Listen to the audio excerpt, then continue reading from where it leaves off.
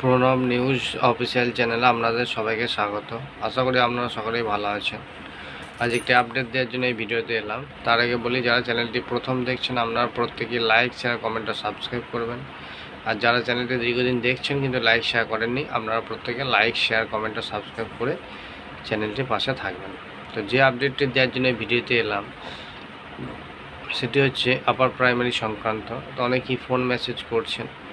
আমি কয়েকদিন একটু অসুস্থ ছিলাম, তাই ঠিকঠাক আপডেট দিতে পারিনি, তার জন্য দুঃখিত। তো এখন মোটামুটি ঠিক আছি। তো যেটা বলার সেটা হচ্ছে যে অনেকেই জানতে চাইছেন যে আপার প্রাইমারিতে এসএলপি সংক্রান্ত কি খবর আছে। তো আপার প্রাইমারিতে এসএলপি সংক্রান্ত যে খবর সেটি হচ্ছে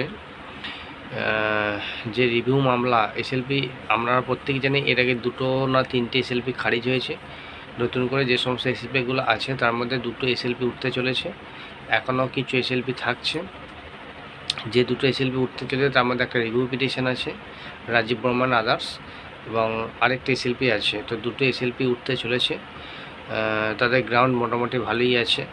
তো দেখা যাক সেগুলো অ্যাকসেপ্ট হয় কিনা। যদি অ্যাকসেপ্ট হয় তো সেক্ষেত্রে কিন্তু আপার প্রাইমারি কিন্তু একটা যে নিয়োগ চলছে তারপর কিন্তু একটা বড় সমস্যা আসলেও আসতে পারে।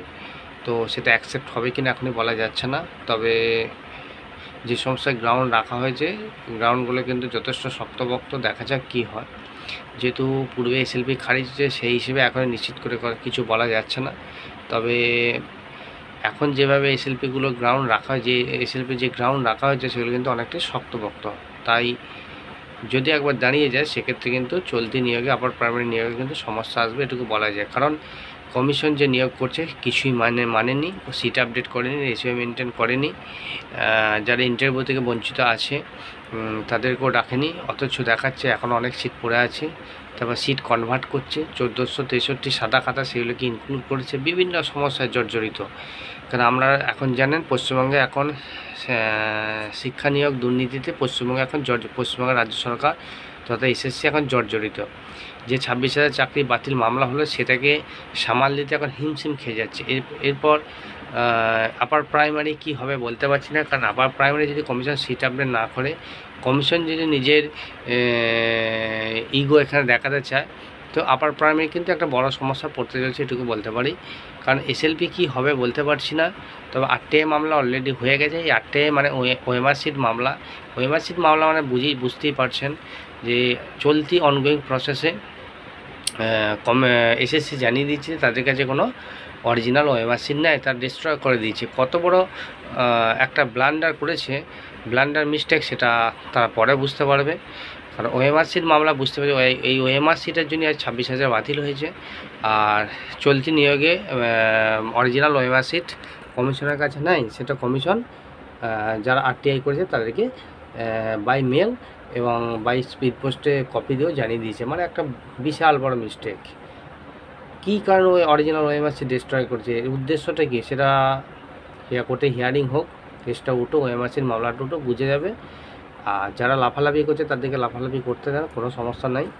কারণ এরা দুর্নীতিকে প্রশ্রয় দিচ্ছে, প্রশ্রয় দিক। 26,000 যারা চাকরি পেয়েছে তারা ভেবেছিল আমরা সর্বা, কিছুই হবে না। কি হয়েছে বা তারা বুঝতে পারছে, হাড়ে হাড়ে টের পাচ্ছে। তাই আপার প্রাইমারি নিয়ে কিছু বলবো না। আপাতত যেটাকে খবর দিতে সেটা যে এসএলপি সম্ভবত 21 তারিখের পর, এসএলপি 21শে এপ্রিল 2025, 21 তারিখের পর এসএলপি সম্ভবত হিয়ারিং হতে চলেছে। রিফাইলিংয়ের কাজ মোটামুটি প্রায় শেষের দিকে। সম্ভবত 21 তারিখের পর 2টো এসএলপি উঠতে চলেছে। এখন এসএলপি থাকবে, সেগুলোর আপডেট আপাতত নয়। যেটুকু আপডেট পেয়েছি যে 2টো এসএলপি আপাতত উঠতে চলেছে। তো আপনাদের চিন্তার কোনো কারণ নাই, আপনারা প্রত্যেকে প্রে করুন। যারা ইন্টারভিউ থেকে বঞ্চিত আছেন, আশা করছি ভালো কিছু হবে। ভালোর অপেক্ষায় আমরা সবাই রইলাম, দেখা যাক কি হয়। যেদিন হিয়ারিং ডেট হবে অবশ্যই আমরা এই চ্যানেলে জানতে পারবেন। পরবর্তীতে বিস্তারিত আপডেট আরও জানানো হবে। ধন্যবাদ।